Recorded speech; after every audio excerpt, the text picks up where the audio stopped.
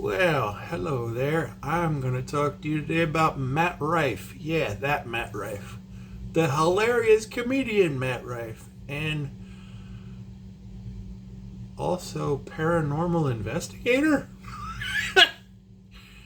That young man goes ghost hunting to the point where him and now his friend Elton Casty, who's a YouTuber as well, have made a purchase.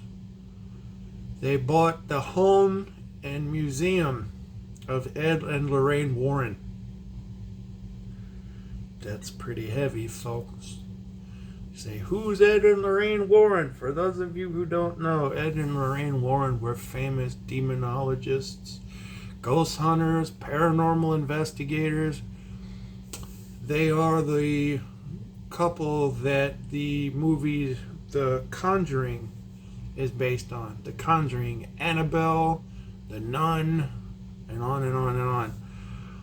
Their files, their case files, because they dealt with all kinds of things. Possessed dolls, possessed items, ghosts.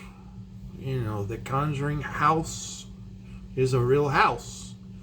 And all kinds of stuff. And James Wan and Blumhouse went and pretty much got with Ed and Lorraine Warren before they died and bought some of their case files. And that's what the movies are based on.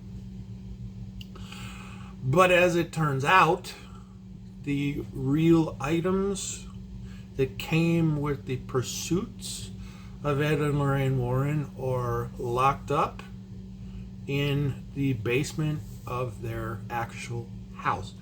Amongst these, I'm talking about the real life Annabelle.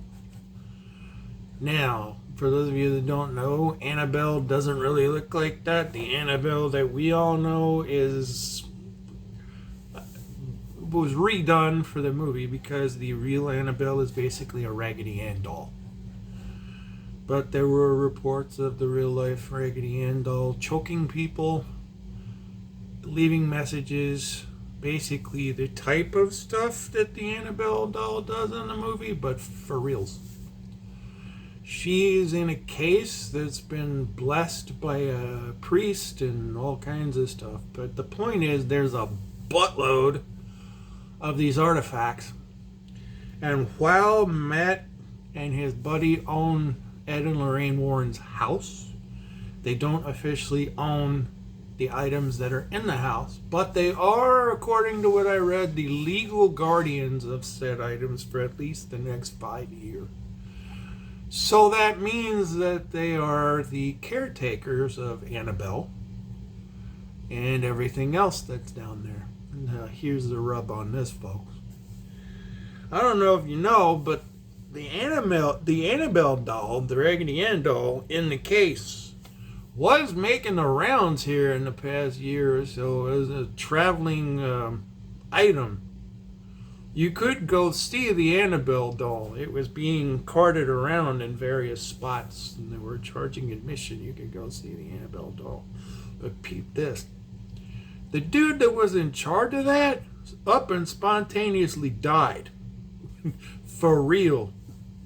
They found him dead in a hotel room. Now, the doll wasn't anywhere around him, but they found him dead, okay? And up, dead, okay? So here's the kick. Matt and Elton want to open up Ed and Lorraine's home for overnight sleepovers and to have the artifacts as a museum that they could charge tickets to and go through. Now, do you want to do that? I mean, me, I'd be like, that would be kick-ass, but I don't know. I got a bum ticker anyway. I don't know if I want to be down in there with all the Annabelle doll and everything. Something might be like, oh, that old man's time is up. Jack.